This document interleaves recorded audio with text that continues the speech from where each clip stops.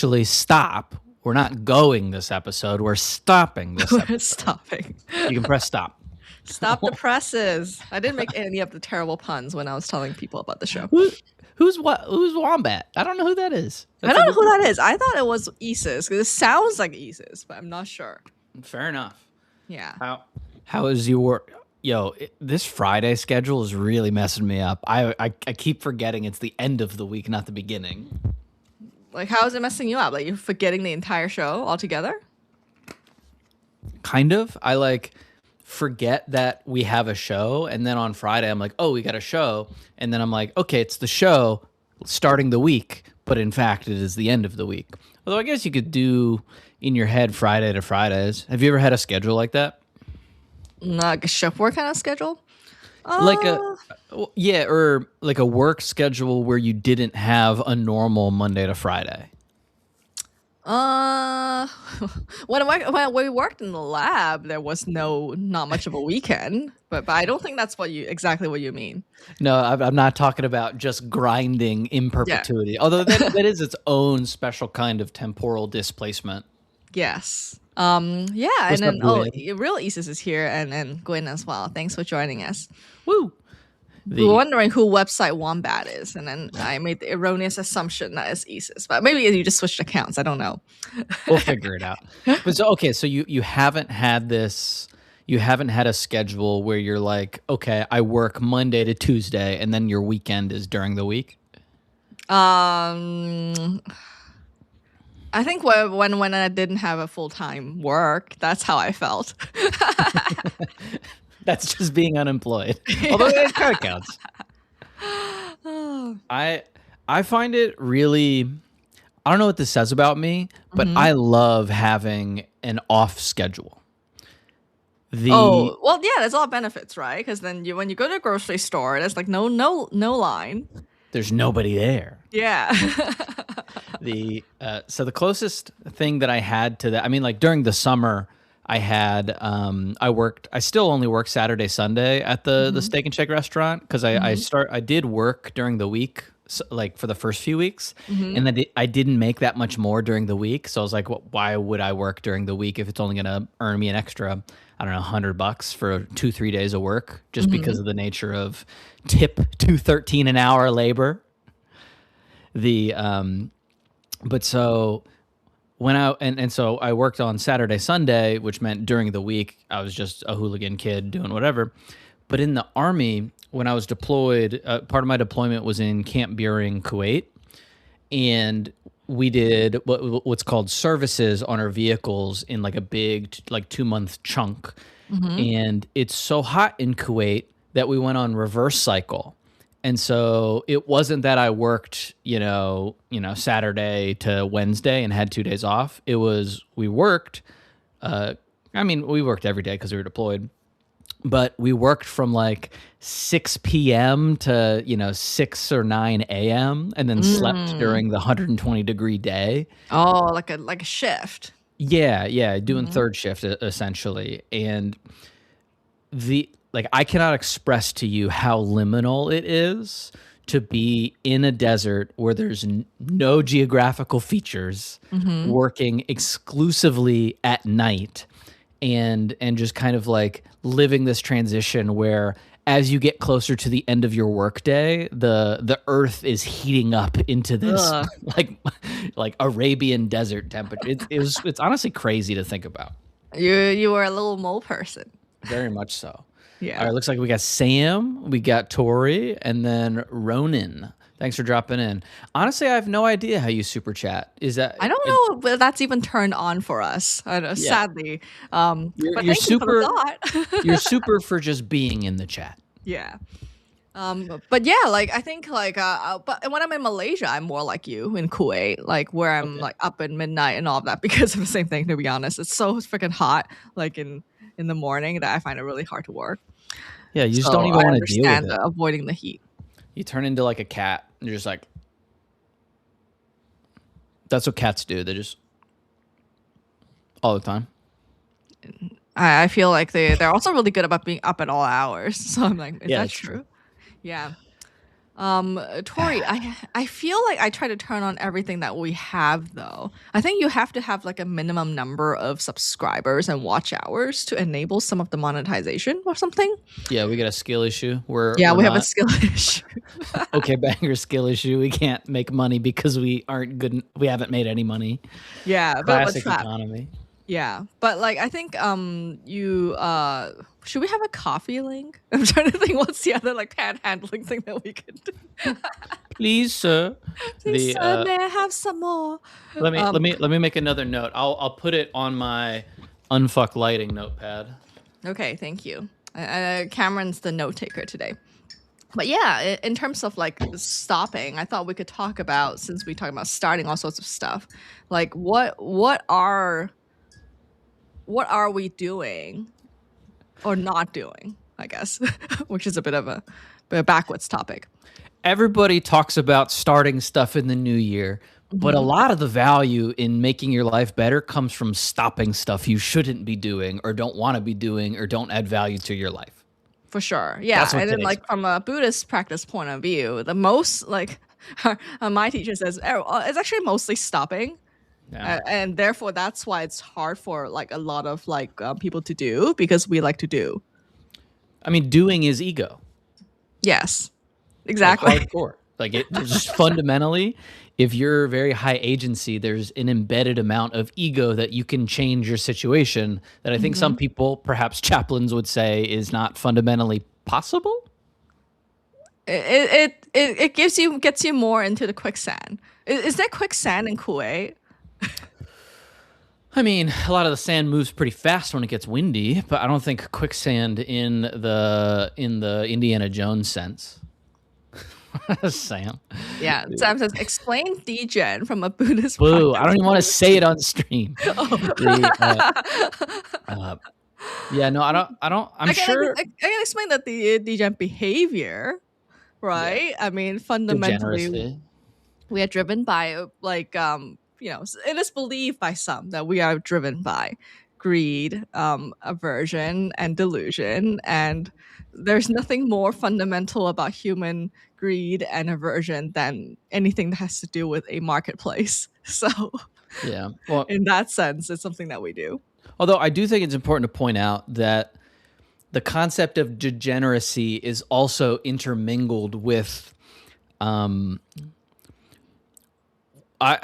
don't know if I want to go so far as like class consciousness, but it's basically a shaming for like behaviors and perhaps views outside of like a dominant social group. So just because like somebody classifies something as degenerate does not mean it's fundamentally bad, because there's a lot of incredible art that Right. was and perhaps would still be classified as degenerate today. Yeah, and I feel like we associate that in the sense of people who are taking risks, right? That are very wide swings. Yeah, And I mean we're talking about it basically in the context of aggressive gambling. right, which is utilitarian if you are in an economical situation where there are very few options and opportunities. So I think it's a very rational thing for some people to do. Given the way our society is, unevenly distributing wealth. Yeah, there's like the 12-way parlay makes sense in some situations, even if it doesn't make like raw economic sense. If that makes sense. Exactly. How I think, however, the sad part is people not realizing that statistically they are highly unfavored. But I guess that's the part I don't really get. Like, Well, okay, so there's like an internal thing of your personal discount rate for like what's important to you, because while every consumer technically has access to the same, like a dollar is a dollar is a dollar, an incremental dollar for a person, like for someone that doesn't have much capital, and an incremental dollar for someone that does have a lot of capital, like means something different. And so like when you look at gambling, there's somebody that might risk, their last $10 to maybe make $1,000, because $1,000 might change their life, even if the chance of that happening is extremely low. And so it's like this weird personal economic math that everybody's kind of making on a day-to-day basis because of the way we've structured everything in the world. Totally. I think the Yikes. unfair part to me that I really don't understand is the SEC accredited investor cutoff, right? I mean, okay, sorry, continue. Like my understanding is that there is like a certain level, a tier, a class of Yep. investing that you can do, but it requires you to have a very high net worth. And I don't know It, whether you have to take a test or something. Do you have to take a no. test? So Oh, okay. it's Just having a lot of money making, gives you access to a completely different class of investments that probably have a better chance of doing well because like it's a virtuous cycle, right? Because they cut it off to only people who have a lot of money, so therefore it's also more likely to succeed because you have more like capital to play with in the first place. yeah, I mean, like there's some nuances in it, but it's basically, and there's multiple classes actually. And so if you have a net worth that doesn't include your house, I believe, of over $1 million, or you made 200K as a household, like Mhm. maybe 250K as a household in the past year or like 3 years, something like that, you are legally allowed to invest in certain vehicles that other people are not allowed to invest in. Mhm. My understanding is it's a very blunt tool to save people from investing in garbage penny stocks. Yeah, but that doesn't make sense anymore. Is No, no, it doesn't. But we're relying on tests from the 30s, right. you And you know? can like meme coins are the penny stocks. So Yeah. But in the sense of stopping things, uh-huh. fortunately, neither of us have a crippling gambling addiction yet. The although I guess you could argue scrolling on our phone is a gambling addiction. Yeah, which is so sad because there's Yeah. not even any money in that. It's dopamine gambling at its like purest. Right, right. And Gwyn is right. $1,000 doesn't really go that far anymore. Mhm. That's like that's like a couple weeks of eating Taco Bell, Right, right. unfortunately. Yeah, I like how Ronan Wing is like, I'm degenerate and proud, watery eyes emoji. The- And Isis says 25,000 as I recall in the US for day trading. Oh, I didn't know that there's different cutoffs of different types. Oh, maybe there it's for like so the accredited investor I think is for more buying non-publicly traded assets, Hmm. day trading, perhaps having access to specific broker dealers. Hmm. Might be you have some amount of assets, probably collateral, especially if you're doing derivatives. But Kristen, what are you stopping this year? Wait, I remember I was only allowed to have. Oh, I'm stopping having multiple intentions. Okay, so what's your one intention then? So Being you can't stop anything. If you're doing anything productive, you can't stop anything. If I'm doing anything productive, I can't stop anything. No, I can stop desires, right? Like desires don't really show up. Like it's not like a thing, right? But it's a thing Okay. I want. So like of course I can be like, oh, I want to add on to the intention of being chill, right? It's like the temptation is like, oh, I Yeah. want to be chill as so that I can be successful or whatever it is. Yeah. Yeah. Yeah. You know what I mean? It's like not adding that second order wish on top of your first wish is what I'm stopping. Okay. Because like maybe this is true on specific to being chill. I'm not sure. But then like the whole point is that if I add on the second layer, then I'm no longer chill. It's a trap. Yeah. But how do you identify things to do in support of that goal if you can't enumerate them Uh or not? so I talked about in the last stream, maybe I didn't say the number specifically. My new thing is I will allow 20% of mistakes to happen. So the Oh, stopping yeah. is like the stopping of preventing mistakes from happening. So you're stopping the stopping. I'm stopping the whatever it is that I do when I panic and when things go awry. So you're stopping the prevention of failure. Yeah, yeah, yeah. Or Okay. like that cycle of the thoughts and then the actions that I tend to take in that regard. Gotcha. And is there anything like super legible? Ronan, talk more about your multiple intentions, and Yeah, we'll yeah. It's try to not help a out. bad thing. We're talking. This is all super personal. The like we're just kind of intentional yapping, but the okay. So wait, do you have anything legible that you're doing though? Because like obviously that's pretty fuzzy. You Hmm. know what it means Yu Hong probably knows what it means, but make it legible for me. Like you're going through your day, you got something, maybe the Reframe newsletter, you're doing something with that. Like what are you doing? Or not doing?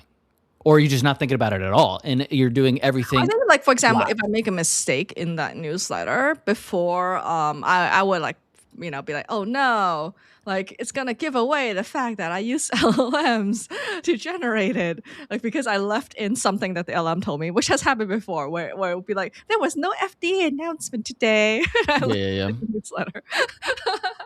And then I would like freak out about fixing it. But now I do like, I might fix it on web or something, but I'll be like, oh well, like that is part of the thing. Like I'm trying to not think of it as like, oh, the system works great if it's 100% accurate all the time. I think of it as the system works great if like it works 80% of the time. Yeah, You know what I mean? It's just like that little adjustment for me. got it. So you're trying to approach your life and tasks with an attitude that good enough is good enough. Or like in a way, it's like if it's good enough at 80%, it's actually better than 100% because it's more robust. Wait, say more about that. I don't know if I agree with that. Like if it sort of like almost like an MVP sort of thinking, like if it's good enough at 80%. That and people still find value in it. No, of course this is still something I'm assessing. Then I put that much effort and it still kind of works. Then it's actually better because if I have to grind myself to 100% every time for it to be a good thing, then it's not sustainable for me in the first place. Oh, okay. So it's a better return on your energy to be making things at the 80% of what you wish they would be, as opposed to only putting out 100% things. Yeah, and even on a systems level, right? Like when you build like a machinery or whatever, like you need to build in tolerance. A bridge that has the gap for expanding is sort of like that. If it's so brittle, like if we build a system that has some critical API, if that doesn't work, then the whole thing breaks. Then it's sort of like not that great of a system. I think that's mixing metaphors a little bit. So precise. Like I'm so chill. I'll allow my metaphor mistake. Fair enough. If that's in there, but you just know that I love getting sucked up into definitional disputes. It's unbelievably satisfying to play around with definitions, because I think I know that it's not possible to define everything so everything's clear, but I would like that to be true sometimes. Yes, and for those of you who are not part of the OkBanger Discord, that's where you can really get into deep questions like we're fighting about soup AI and stew today. Workers is a good thing, especially when it comes to fast food checkout, or the difference between soups, sauces, and stews. Yeah. For those who are pedantic and love definitions. Yeah. I like how Ethan's always like, the Discord. Okay, so I don't think that's true. I don't think clean is fragile. What? I think complex is fragile. Like simple is, if we want to throw back 15 years, we can say simple is usually more anti-fragile. But I think the point that you're trying to get at is there's a return on effort aspect to everything that you do, which I actually really feel viscerally this year, which I'll probably get into later. There's a return on effort. There is a quality to the thing that you think will exist if you work on it more, but odds are, if it's not your domain of expertise, it's very hard to know that you're actually going to make it better by working on it another 20 hours. And then there's we'll call it positioning aspect of it, but like positioning over time, where if you do all of this work to over specialize something before you have the right information, you end up having to undo all of that work, as opposed to putting out enough and then listening to what the universe is telling you and then improving it in the direction of good information as opposed to the information in your head.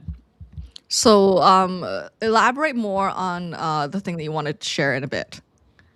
The ROI thing. Okay. Well, so on that, we're aging. We're What? not. I mean, we just are. Every day we're aging. Every day the worm, like the time worm of your existence, moves towards its terminal point. I found a poem. I posted it in the Discord by a guy named Donald Justice, titled "Men at 40." Oh yeah. Yeah, and so it's a beautiful poem. It's very tender, which I'm kind of thinking about in the context of raising a son and masculinity and just being a dude in America right now. And the poem itself is a reflection on turning 40, but it's really like sitting in the idea that as you live your life, some doors close, and it's usually good to be involved in the intentional closing of the door, because otherwise you just look behind you and all of these doors are closed and you didn't realize it. But at the same time of closing doors, you learn or discover a sense that the things that you thought were solid are actually not solid. And then I think that's really what aging well means, is accepting the fact that everything you want to be solid in your life, like definitions, isn't as solid as you want it to be, or it's only going to be solid for a period of time. And so he's reflecting on these doors closing, or he's closing these doors. He's sitting in this, he calls it like sitting on the deck of a ship of your life. And then also there's an element of looking in mirrors and kind of seeing your self-identity as a son, because every man was a son, is a son. There's a definitional thing that I want to play with there, but I'm going to skip it. But at some point you have a father, and then eventually maybe you become a father, and you're this mix of these identities where you still feel like the son or the kid, and I think that's like universal, but you also start to see the parts of your parents in yourself that you maybe didn't reflect on as much, and maybe you like that, maybe you don't. And so he like the whole poem is just sitting in this feeling of, we all kind of live in this liminal identity space, sometimes more intense, sometimes less intense. And so that's like what I'm trying to sit in right now. Yeah. Do we want to read the poem out loud so that people know what we're talking about? Oh, I'll throw it up. I don't want to read it out loud. Oh. Well, it doesn't make sense with those of us who are watching on a podcast. Is that the issue? Fine. Let me throw it up and I'll read it. In the meantime, Tori, I'm so sorry that you hurt your neck while you're opening a window. That has totally happened to me. The Quasimodo metaphor.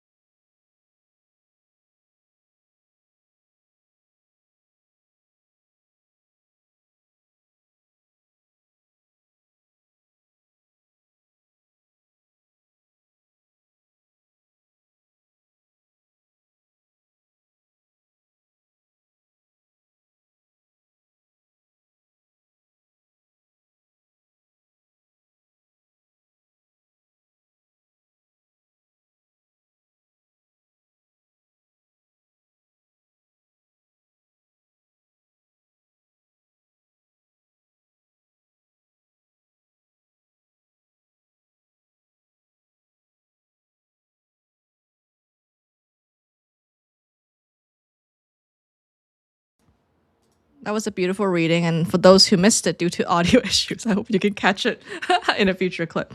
Wait, did it cut out? I think only for some people it cut out, but not everybody. Yeah. I think it's always tricky when we try to switch the screens, but we're back. Oh, got it, because I removed myself from the scene. Ah, man, that's annoying. Lost video and audio. Is it because you only saw yeah, I think we need to have a little Well, Sam got the mortgage houses bit, so okay, well, yeah, we'll investigate that. It'll definitely come out in a clip. Yes.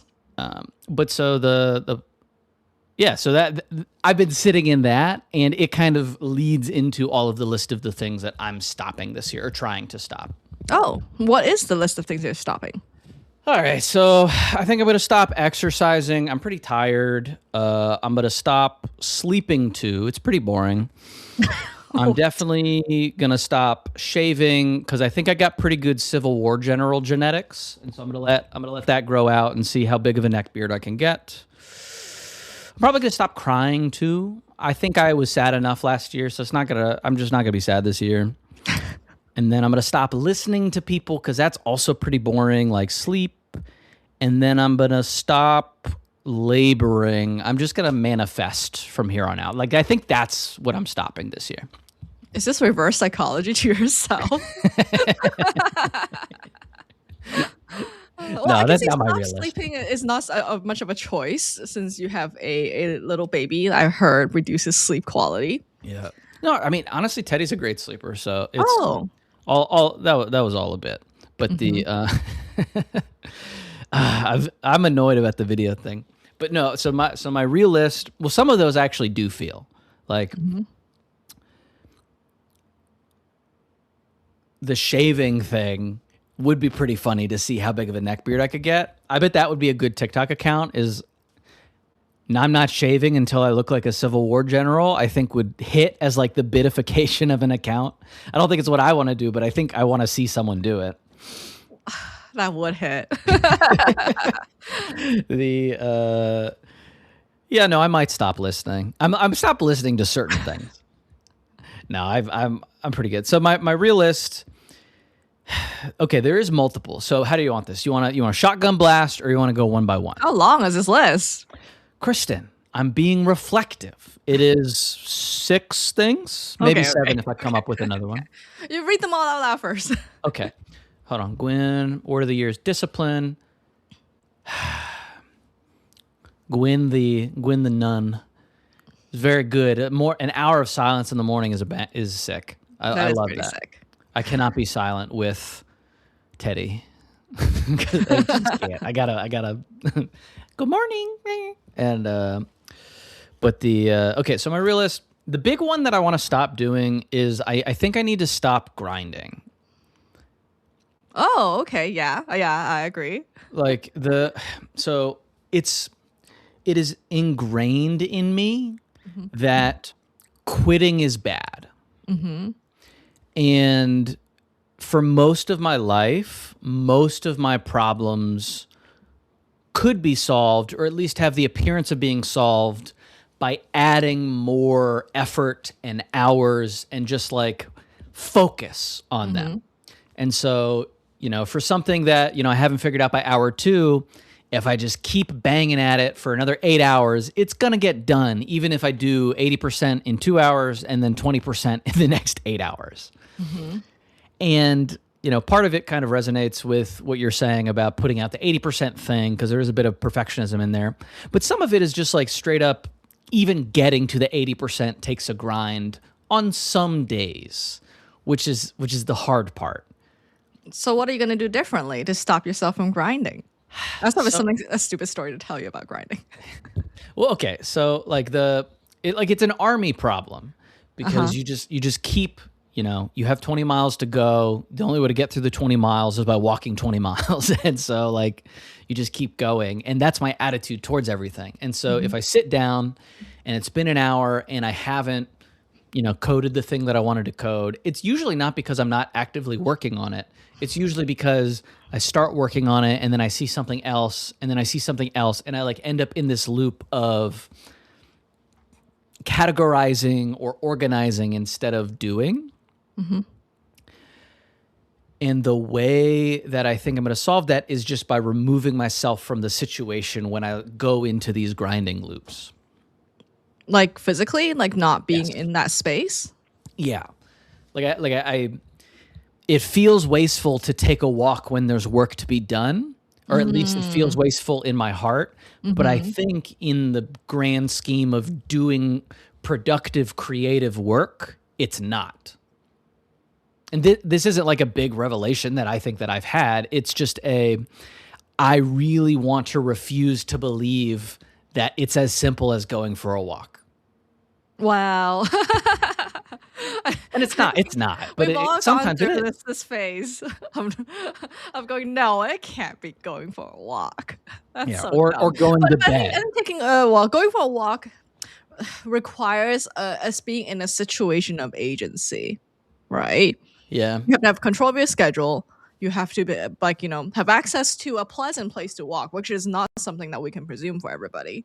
So Yeah. I Yeah. feel like that's the other problem with this like advice of like just go take a walk and then not like Yeah. recognizing that not everyone can do that. Yeah, I mean, to be clear, going for a walk is a fill-in action for be out of the space in front of your magic screen that is the cause of all of your evil problems. Mm-hmm. And so I have a couple theories, by the way, that I want to run by you. But so I bought an espresso machine. Oh. Yeah. Well, I have once. Okay, but I didn't go full coffee guy. I wanted to. I think Nespresso is very squarely premium mediocre. Okay, so here's what I did. As someone who owns one. So I really like cortados. I don't know why. Like out of Me all of the coffee drinks, cortado is the one that I'm like, also my if I can get it, I'm gonna get it because a lot of coffee shops don't do it. Yeah. And so I think lattes too much milk. Gibraltar is the same thing. What was that? What was that? Oh, it's also called Gibraltar in some coffee places. Oh, true. That makes sense. I didn't even think about that. But so I don't want to drink a full cup of coffee except sometimes, but like I just don't like the volume of drinking a bunch of coffee cups. You know what I mean? Mm-hmm. Drinking a bunch of cups of coffee. But so I like cortados. No coffee shop in my town has cortados. It's not to stereotype your area. Yeah, it just It doesn't. seems very Dunkin' forward. Yeah, it's very Dunkin' chic. There's some other mom and pop coffee shops that all everybody drinks up here is iced coffee with chemical syrup. Mm-hmm. It's fine. I like that every once in a while. I don't want it all the time, or most of the time. I just want a little cortado to get me in my in my fruity little writer mood. You know what I mean? Like it's just like the right. It's like the right vibe for the stuff that I want to do, like code or writing or whatever. Mm-hmm. But so that means I got to get one with a milk frother. Mm-hmm. And like, I'm not a coffee dude. I like the lore of coffee stuff because it's like part chemistry, it's part gear. It's like a perfect hobby to just get lost in buying a bunch of like gear. Mm-hmm. You know what I mean? And so my theory actually is coffee dudes would be gun guys if they were raised in a different socioeconomic environment. Does that make sense? Mm-hmm. Like it's the exact same. Oh, I'm going to tweak this to get my sight to the this percent more accurate with the windage. Like it's the same. Yeah. My friends and I call it futzing. Yeah, futzing. It's like a perfect futzing hobby. That's a good. But anyway, I don't want to spend $800 on a goddamn coffee setup. Right. And so I was like, I talked to my yeah. Do you have the kind with the boob pod, or the little pod? Oh, the Virtuo versus the Classic. Yeah. So I bought the Classic because they're better for the. I think okay. So my partner, he's a coffee dude. He's like deep. Mm-hmm. He's deep, and so I was like, dude, I don't want to spend money. What is the best bang for my buck to just get a decent cortado in my house? It doesn't have to be molecularly perfect every time. Mm-hmm. He's just like, are you sure? And I'm like, yes, I'm sure. And so, he recommended the Nespresso with milk frother, sent me a deal. I was very excited. It was 50% off, but only in Canada. And so the tariffs ruined my dream of getting a nice shiny Nespresso machine with a milk frother. And so... Wait, what? No, they don't have it here? They do have it, but they have it for the same USD price as Canadian with no deals. Oh, and so it's like $400 intro. A lot of very regional deals. There's a whole Discord, and this episode's not sponsored by Nespresso. I mean, it can be Nespresso if you hear this. Reach out. Yeah. But the Discord community is really nice and active. Oh, This is like really? super random. But however, it's because their machines do break in really inexplicable ways, and Okay. therefore there's a thriving community of people who know how to fix it that even the support doesn't know how to fix. So in Well, case yours so ever has trouble. Tori is foreshadowing what happened. And so I was just like, well, I'm not going to spend $400 on this thing plus pods and all that. Hmm. And so I was just like, dang, I'm really disappointed. Cause like once you commit, you have this like loss of, oh no, I lost this thing I never had. And so I just went on eBay and just Hmm. trolled around and I found one for $80. Oh, And that's a so I'm really good deal. hoping it's not a scam. And so, Nah, it's not a scam. I'll get that. I got the nice little aesthetic Gibraltar glasses. Oh, you went all out. Well, yeah, I mean, like if I'm gonna do it, I'm gonna curate the vibe enough. Uh-huh. And so we'll see how that goes. I can already feel the gravitational pull of optimizing it, and so I'm trying to just be like, hey, just make a cortado. Well, the good thing about the classic style is that there's a lot more different pods, coffee companies that make the pods. Whereas because I have the boob style virtual, like there's very few options of coffee flavors you can buy. So it's Classic like truly Kristen Boob premium style. mediocre. the Yeah, I so my coffee guy partner, he said that they made that because Americans drink normal coffee, and then the espresso machines just don't do that. Oh yeah, exactly. Yeah, Tori says vinegar clears out hard water that's usually on old machine needs a good cleaning. Yes. However, I had an older one that I also bought used. Mhm. And it just wouldn't go in all sorts of ways. And you have to. There's only one button, so it's almost like the up down A B start situation to fix it. Yeah. But they were really good about sending me a completely new one. Oh, So cool. the warranty is pretty good. Again, we're not sponsored by Nespresso. What the heck? I'm praising them too much.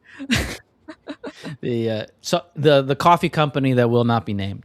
Yes. Okay, But yeah, so you're But what are you stopping in relation? Like, like when I have the awareness that I'm grinding on something, I'm stopping that action.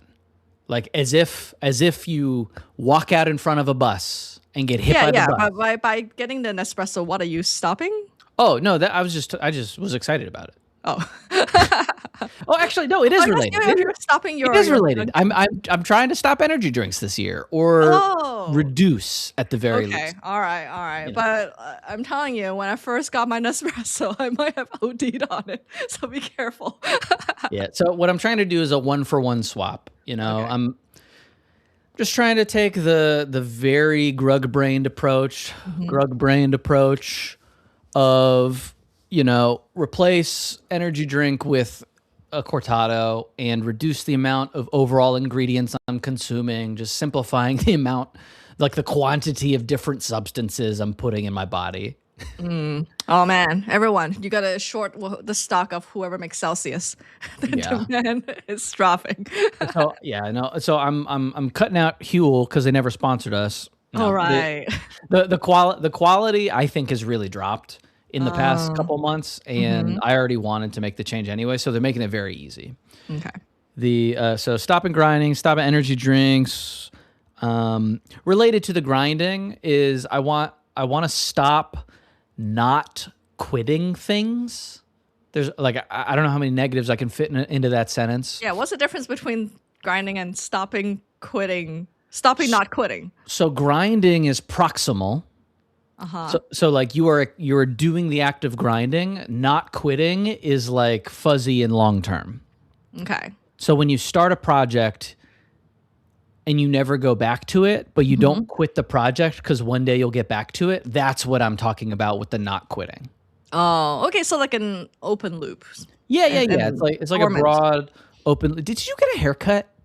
No, this is just the bedhead. I think it's the different lighting that is making it like maybe a little bit lighter. Yeah, and also it grew. Yeah, that's true. Hair grows. If you're lucky. But I don't have the general beard situation going on though. I think I could use one. I think I have a soft chin. But anyway, go on. I mean, you had one for one of the shows, right? I'm sure I did. You bought In the like a fake garage of beard. weird costumes. The That's funny. But It so should I'm be trying nice though, to where you try dress like me, I dress like you. I'm trying to build up the nerve to truly quit some like long-term versions of things. Mm-hmm. You know, cuz I'll be like, "Oh, I want to do this every day." And then I'll miss a day and I'll be like, "Oh, I'm failing this project that nobody knows I'm doing." You know what I mean? Like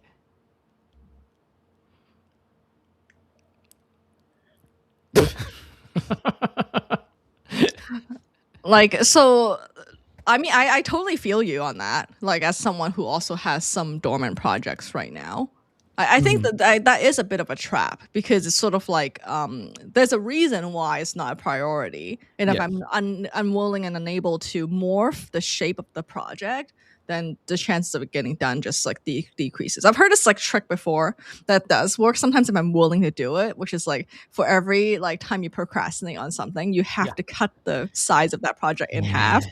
into infinitesimally until you actually do the thing. Yeah. And I don't know whether that's like a discipline problem or a like it's kind of a self-gaslighting problem Hmm. because I think I was better at grinding when I could trick myself that it was helping. Hmm. And so now I'm self-aware enough to know that hey, I'm gonna need to do 8 hours at this capacity of productivity in order to do this thing. And so I'm in hour like 2 of grinding and being like, I know there's another 6 hours of this, and perhaps there's a better way to do it. So I should probably just quit. But I have this like tension. I don't know. I got to figure out what Tori, the clarity issue is an issue where like you don't. I struggle with being honest with myself about how much work something is going to take. Like I kind of have a little bit of like the inherent time blindness, but I also Hmm. can rationally think through things and be like, "Hey, it's going to take X amount of like tries to do this, but maybe it'll work." Like it's like that meme where it's like, "Hey, it's crazy that all these people got punished for by the gods for their hubris, but it's definitely going to work out for me." Like it's like that type of situation in my Yeah, that's brain. Arrested Development, Yeah. Tobias me. Well, I feel like for you specifically, what I've observed is that you Mhm. are definitely in this trap because related to the dopamine and gambling, like it does work out for you every once in a while. Yeah. Like that's why you're extra trapped in this because like you have a higher probability than most. Whereas for people like me, it just never works. So I'm not addicted to this particular style of doing it. I wouldn't say never works, but Yeah, it's like much lower. I've observed you have like an insane like like amazing accomplishment like probability. So the the trap of it being good. you know what really fucks me up? Hmm. I had a very good friend when I was younger, a girl named Katie, and she lived up the street from me. Very, very nice person. She in a happy life right now. I'm very happy for her, but we fell out of touch. We used to, like couch co-op, play Gears of War type neighborhood friends. Hmm. And one day she told me, I don't know how to say this without it sounded weird, but she's like, Cameron, I don't get why you're so good at so many things. Hmm. And I was just like, it's like a barnacle on my identity of when I'm not good at things. I'm like, oh, I'm not me anymore in some ways. And I'm not saying this is her fault because like I've been told this, not versions of it have been ingrained in me that like being good is part of being me. And it's like a compulsion in some ways, right? Where I'm like Hmm. torturing myself about being good at some stuff. And so maybe there's an element of that too, where like it's anytime I quit something, it's an identity crisis. Yeah. Yeah, competence is a very dangerous identity to have. Yeah. Because, I mean, fundamentally, you can't hold on to it forever. Right, right. And I think the other trap is that probably you and I enjoy learning new things. Yeah. So then, then it's how? like We I can feel the resolve most that. joyful when I'm learning something new, which is like fundamentally at Or odds at the being other, good the at stuff. opposite thing is that I get bored really easily when I'm good at it too. So Yeah, like you want to live in this sweet spot of, hey, I'm good enough at this thing, but there's always new challenges that are like yeah. interesting and unique, but also I never fail so bad that I'm embarrassed about it. Like, hmm but also people respect it because they think I worked hard at it. Right. I feel like maybe I can trick myself by saying that I need to like really succeed at spectacularly failing. You know? Yeah. I mean, I got plenty of substances I can recommend if you want to spectacularly fail. The it may there's an essay about toxic ikigai somewhere. Oh, there is. No, Oh, no, no. that is a great topic. Like that's a catchy tagline. Let me write that one Yeah. down. Maybe that can be our next episode word, ikigai, and dissecting it because it's Ikigai. We it's just one of look the at. most co-opted terms ever. I mean, we do an ikigai podcast, but it's actually just us reacting to people getting filmed in public secretly. Yikes. That's a joke. I don't know if anyone's gonna hear the homonyms, but the okay. So I'm trying to quit things, trying to stop grinding. I'm trying to. Oh, this is a weird one. I'm trying to stop tensing my core. So I've hit lifting plateaus in the past like 5 years that I've never experienced in my life in ways that I haven't really experienced before, and I've been very confused by it because I thought it was a rest thing. I thought it was a burnout thing. I thought it was like all these different things. And I did some digging about specific ways I was failing, and I realized that on a lot of my lifts, I was failing because my mid back was locking up, like in a very specific way. And as I like dug into it, I realized that that's not a common failure mode for a lot of the lifts that I was failing on, except in a very specific circumstance where your nervous system is using that as your default stabilizer as opposed to your like pelvic girdle and your like hips and all of these other places where like the weight should be sitting. And so anyway, just looking at it, my default state is a tense upper core and like spinal column.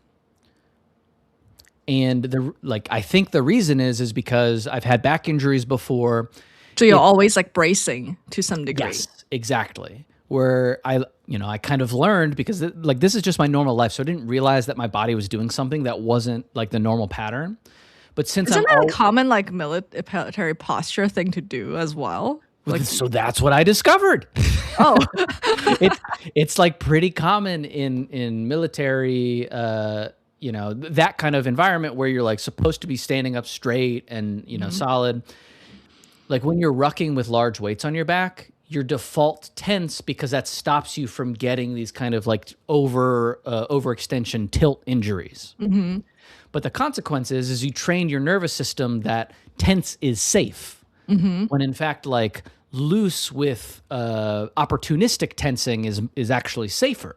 And so it's more efficient. And so like every time I've been getting near PRs on any lifts, I just full collapse in a mode that isn't like, oh, I'm almost failing this rep. I'm like, I'm fine. Full, catastrophic failure. Wow. And so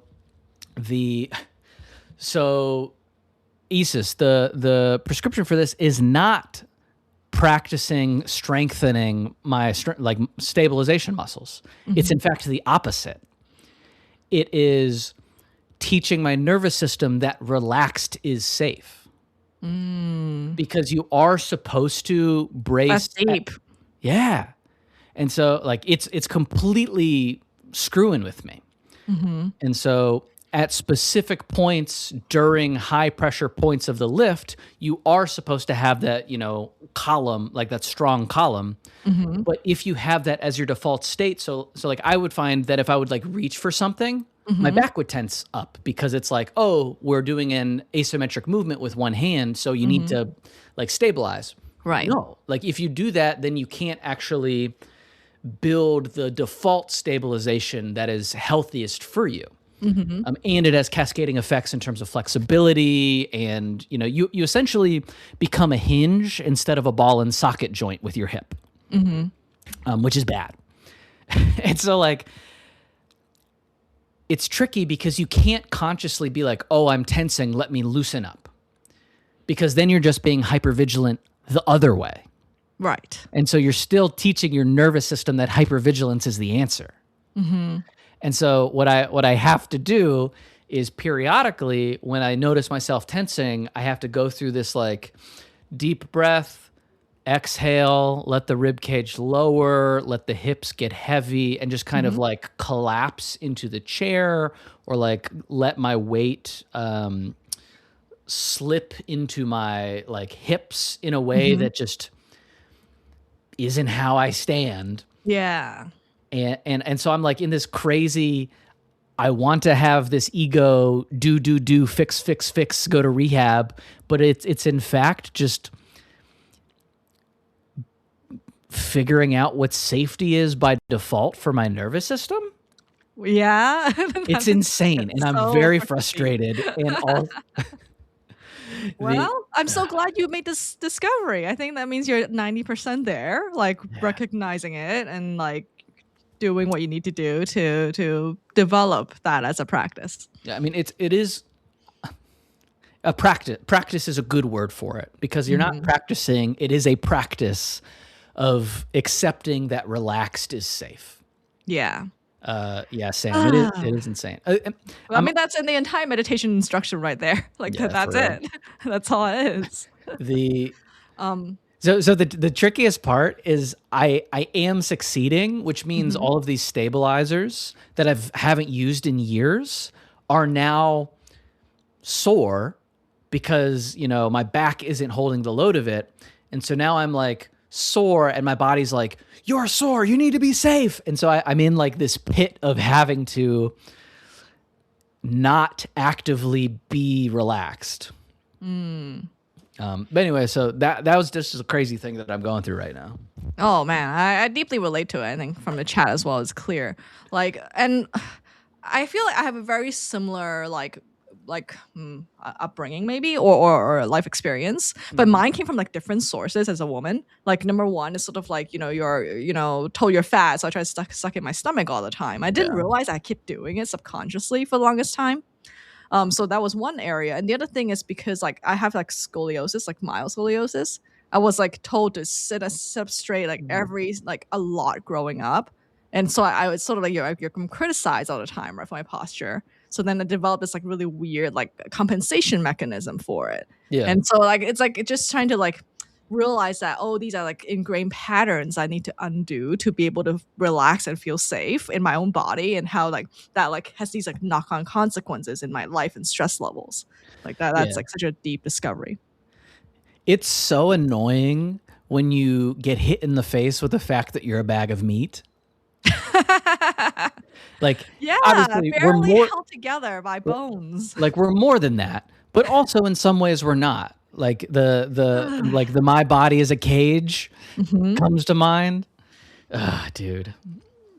We're just a little skeleton. Yeah, this friggin' electronic meat. Yeah. All right, I got two more. Okay. Okay, so the first one is I got to stop keeping my phone on me. I took that great break from social media over Christmas. Yeah. And I got back to work, and I've absolutely slipped into self-soothing with algorithms again. Oh. And that's bad. It just doesn't work. It's a doom spiral. Okay, so here's my actual problem. Full off works, but full off, but also I need to post stuff doesn't work. Yeah, right? And because especially as like, I'm trying to make videos and stuff, if you're not participating in these platforms like by scrolling, a lot of the times they'll like think you're a bot. And so I have to figure out how to scroll for 20 minutes a day on my TikTok so that it knows that I'm a human, but also not get sucked into Is that how it truly works though? according to all of the evil scammer types that I see out there, like, yes, you have to activate these accounts and warm them up. And so I don't With don't with browsing activity in addition to posting. yes. Oh yeah, because of course the bot is just going to post and not browse. Well, that's stupid because you can totally make game and make a bot browse as well. We can make a little like the dipping water bird, but instead it's like a little stick Yeah, I mean, that scrolls for you. but like that's the story of all anti-bot tools is it's like move, counter move. And Yeah. so you do get the lowest like you get rid of the lowest effort bots by forcing a browsing function in there. Yeah. So I mean, but anyway, go continue. But anyway, so like so I'm trying to figure that out because I do see that as working as like a mechanism, just because I know how devs think. I think it's just kind of like probably locking my phone up most of the time and then having designated, okay, this is the functionally what I'm supposed to do. Okay, so I was super scrolling last night. So don't feel bad. But like I saw this app, and an ad again, not sponsored, but it's an ad for an app where you have to beg your friend for time to scroll, where you somehow have screen controls with your friend or something. And I That's thought in my funny. head, oh my god, this is so terrible. I would hate that. I mean, we should do that with each other and just publish all of our Just chats about like it. allocating, it's just like so weird as a dynamic. Is it a sex thing? I can be right. Like it's like I don't know. I just think it's like too much for me. But I totally did think of you when I saw it. Yeah, So that's sad. funny. I do think I don't know. That's like the trick of being very high locus of control because you're like, oh, I can handle my addiction to this algorithm, but like the content is better at weaponizing dopamine than it's ever been in the history of anything. And so, I don't know. I'm still figuring that out, but it's probably going to be a pretty blunt, oh, my phone is in a lockbox for most of the time. Yeah. Well, what has helped me like substantially decrease though is getting a projector. Like there's something like really ironic about this, but like the cure to short form content is actually long form content for me because the projector UI is so hard to use. If I set something, like it's really hard for me to switch to another thing. So I set it to like outdoor boards or something really long form, and then I'm asleep like before it even ends. So the solution isn't a projector. The solution is friction.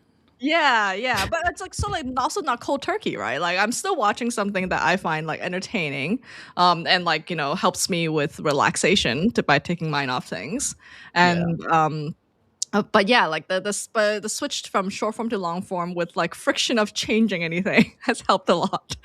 Yeah, I mean Because my problem that projector is $60. like my problem like I like long form more than short form, but I'm also susceptible to drugs. Like So you don't think that the extended release version of the drug is gonna be helpful, like methadone for heroin or something? so like I'll go and I'll want to watch a long form video, and then a very compelling short will be shoved in my face, and so I gotta maybe there's a way to turn off shorts. You can do it through an extension on Chrome to block everything, but on the phone, that's the trap. Is that unless you use some sort of side-loaded version of YouTube, which might exist for iPhone, not sure. There's no way for you to customize it to block the BS. That's crazy. But maybe that you can use a side-loading, whatever YouTube it's called. There is I an don't know. app for it. Let's be real, Chris. I'm not gonna do that. Well, and plus your thing is TikTok anyway, which is much harder to tweak. So YouTube's my favorite platform. The distribution on TikTok is the thing. You know what I mean? So I've heard. This Yeah. this show is also available on TikTok. Yeah, in clips, kind of. Yeah. But should we turn on? There is a way to do TikTok live in a very complicated way. Oh, maybe we should try to figure out how to do that. I don't know. Yeah. Maybe the people just be mean. Yeah, but oh, Sam said they quit TikTok cold turkey and mental health has never been better. I think that's pretty common. Oh yeah, and Issa says use Brave as a browser. Yeah, I think. Oh, and then yes, to crypto says I bore shorts. Wish I could turn them off in the client. Yeah, I would say like YouTube Shorts as a whole on quality is not as good as TikTok. Yeah, the memes aren't as good. You know. Yeah. I've been watching a lot of Trackmania on YouTube. You know what that is? No. Trackmania. Oh man, I feel like Yuhong would like it. It's a very straightforward racing game where the entire thing, like it's just 4 buttons, like like forward, left, right, back, and It's a mobile game? no, it's been around for like 20 years. Okay. And so it's this hyper optimized. Yeah, Isis, where like Virtual is my favorite person to watch with it for sure. But it's like this dude will play the same map for like 6 hours, trying to go from a 43-second score to like a 42-second. That like is Yuhan's thing. in some ways it's meditative. Mostly it's just like I don't know. It's like it's like autistically enjoyable. Wow, Tori, I didn't know that there's also pig racing online as well. So yeah, I'm glad to hear about your list of 6 or 7 things that you've listed off that you're quitting this year. We'll see. So unfortunately, we do have to stop the show for now. But we might talk about Ikigai next time. Ikigais, we hate them. Yeah. All right. Well, thanks for hanging out. Bye, everybody. Bye.